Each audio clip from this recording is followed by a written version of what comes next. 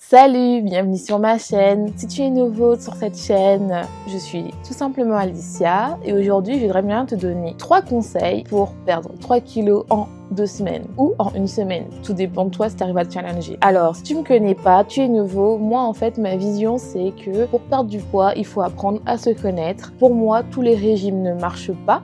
Enfin, même s'il marche entre guillemets dans une période très courte, à court terme, le but ici sur cette chaîne c'est plutôt de perdre du poids sur le long terme, de s'accepter et de s'aimer, parce que pour moi, si tu reprends tout ton poids que tu as perdu, c'est parce que en fait, le vrai problème c'est que tu t'aimes pas. Et donc, comme tu t'aimes pas, tu manges tes émotions et en fait tu manges beaucoup. Non pas parce que tu as faim, mais parce que tu étouffes tes émotions, parce que tu t'aimes pas. Donc, alors, comme je te disais, quelles sont mes méthodes pour perdre 3 kilos en 2 semaines?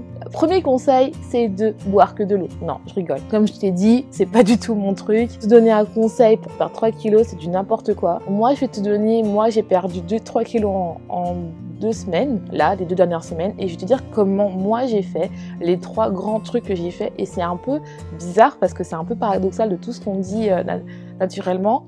Donc la première chose que j'ai faite, moi, le premier conseil que je peux te donner, c'est déjà d'écouter ton corps. Alors là, on a le temps. Franchement, on a le temps.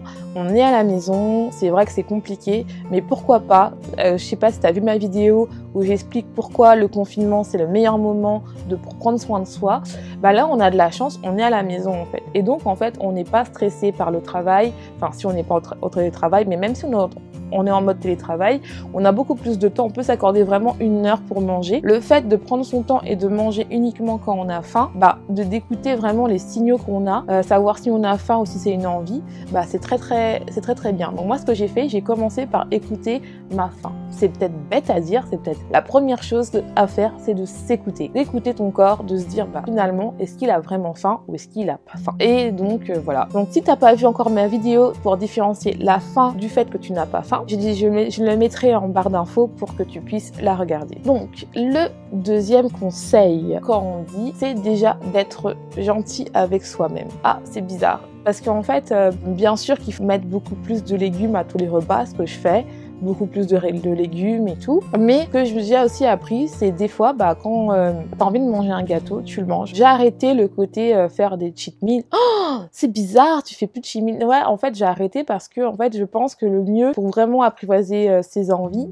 c'est que quand t'en as envie, t'en manges un peu, en fait. Tu manges juste un petit peu. Par exemple, je sais pas, cette semaine, j'avais envie de madeleine, j'en ai mangé 2 et ça m'a suffi, en fait. Juste écouter mon envie, et c'est pas pour ça qu'en fait que j'ai pas perdu du poids. La preuve, j'ai perdu 3 kilos quoi, en 2 semaines, pardon. Donc, c'est vraiment écouter ses envies, mais aussi quand tu manges quelque chose que tu as envie, ne pas être là en mode merde, j'ai raté mon régime, ça y est, c'est pas mon jour, c'est pas mon cheat meal, oh merde, j'ai tout foiré, c'est foutu pour foutu, ça y est, je mange tout, ça y est, je vais m'acheter des glaces, je vais m'acheter ça, je vais m'acheter ci, parce que finalement, j'ai mangé un gâteau, après j'ai mangé des glaces, après j'ai mangé des bonbons, après je vais me faire un burger, après j'ai mangé des frites. Non, le fait de manger un petit peu qui me fait envie quand j'ai envie, je sais pas tous les jours que j'ai des envies, mais quand j'en ai envie, je me fais un peu plaisir et ça fait du bien. Et le troisième conseil, c'est vraiment de faire du sport. On peut perdre du poids sans faire du sport, mais en fait,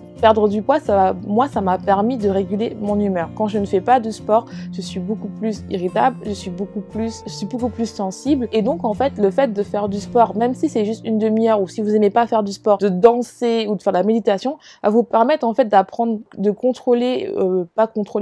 mieux apprivoiser votre corps avec des mouvements uniquement pas dans la pensée, et aussi va vous permettre de vous défouler et de penser à autre chose que ce qui se passe en ce moment, en fait. Donc, moi, c'est vraiment les trois axes que je fais, c'est-à-dire que le premier, c'est-à-dire écouter mon corps, manger uniquement quand j'ai faim, écouter mes envies et faire du sport.